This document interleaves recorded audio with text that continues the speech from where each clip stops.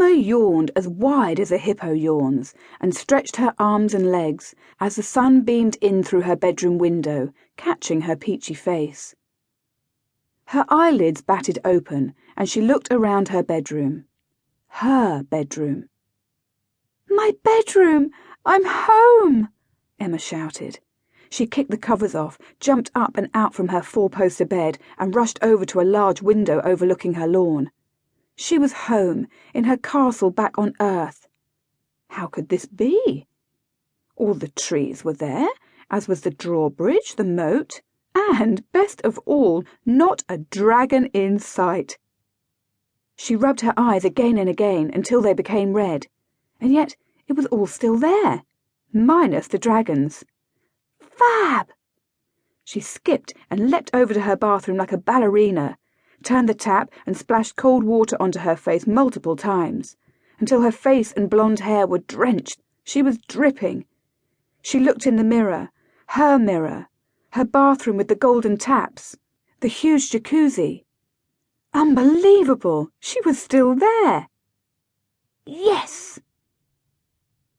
10-year-old Emma pulled open her bedroom door and ran down the spiral staircase of her castle, with its huge ceilings and red-tiled floor.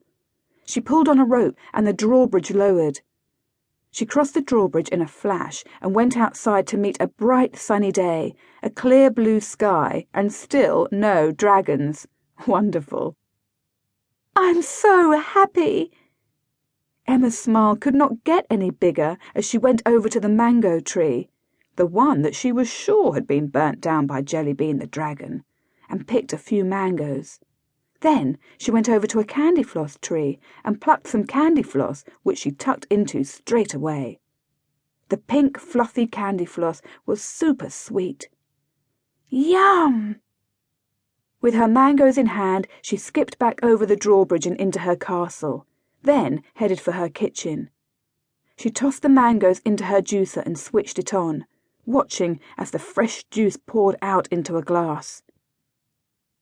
She took her glass of mango juice, went back outside, and sat down upon her chaise longue. She sipped her mango juice and admired all her trees. Some of the trees had bells rather than leaves. Bells? And the bells were moving like they would in a clock tower when it reached the hour. This was odd. All of a sudden, the bells sounded like an alarm, and they were ringing everywhere. Emma dropped her glass of mango juice and covered her ears. "What is that?" Princesses Emma," Cyril the Dragon said. "Princesses Emma, is you wakey?" Where did that voice come from? It sounded familiar. Oh, no, no, no, no! Emma stirred herself awake and saw Cyril the Dragon, an overweight blue and green dragon with 10-metre-long wings, a huge thick tail, and a super-huge belly the size of a small car. He was shaking her so hard that Emma felt like it was an earthquake. "No!" "Yes, yes, yes," Cyril said. "So it wasn't a dream. Jellybean did burn down my mango tree." Emma pouted, then scrunched up her sheets. "What not is a dream, Princesses, Emma?" "Stop calling me that." "OK, Princesses." "I meant stop calling me Princess." So what is I be calling you?" "Emma." "Okie dokies, Emma." "Why did you wake me? I was having such a sweet dream. I was back home in my castle, having some mango juice, and there were no dragons anywhere.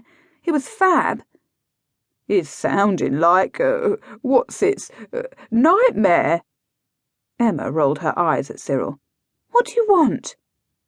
"Jellybean is, dragonnapped."